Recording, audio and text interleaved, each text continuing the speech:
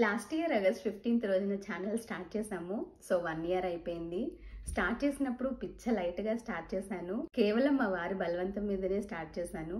అంటే నాకు ఇంట్రెస్టే కానీ నా వల్ల అవుతుందా అనుకున్నాను. అప్పట్లో వారానికి ఒక వీడియో పోస్ట్ చేసేదాన్ని, కొన్నిసార్లు అది కూడా చేసేదాన్ని కాదు.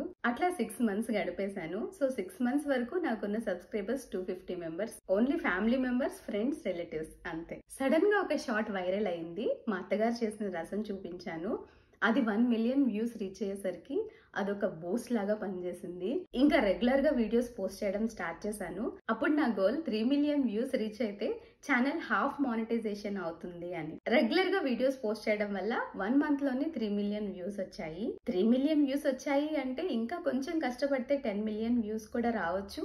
సో ఛానల్ ఫుల్ మానిటైజేషన్ అయిపోతుంది అని ఇంకా రెగ్యులర్ గా పోస్ట్ చేయడం స్టార్ట్ చేశాను. విత్ ఇన్ 3 months లో ఛానల్ ఫుల్ మానిటైజేషన్ అయిపోయింది. ఈ జర్నీలో నేను అబ్జర్వ్ చేసింది ఏంటి అంటే కంటిన్యూటీ ఇంపార్టెంట్. కంటిన్యూటీ అంటే రోజు పోస్ట్ చేయాలి అని ఏం లేదు. 2 days కి ఒకసారా, 3 days కి ఒకసారా, వారానికి ఒకసారా అని ఫిక్స్ అవుతాం కదా, దాన్ని కంటిన్యూ చేస్తే సక్సెస్ అవ్వచ్చు. నేనేదో సక్సెస్ అయిపోయాను అని చెప్పట్లేదు, ఇంకా చేయాల్సింది చాలా ఉంది.